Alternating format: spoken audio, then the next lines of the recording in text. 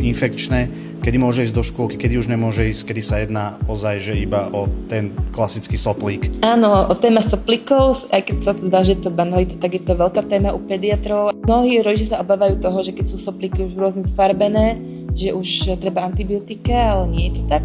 Soplíky sú najinfekčnejšie na začiatku ochorenia, kedy dieťa má veľa prísvitného vodnatého soplíka, kašle, kýcha, soplík mu vyteká, prská okolo seba, vtedy je najviac infekčné.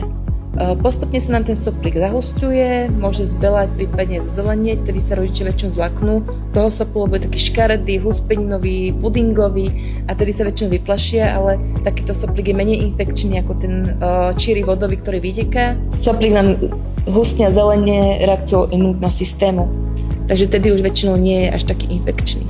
Ak sa nám tento soplík zhoršuje, môže sa pridružiť nejaké bolesti hlavy, prípadne teploty, tento stav sa nám nezlepšuje, už sa môže jednať o bakteriálnu infekciu a treba vyhľadať lekára.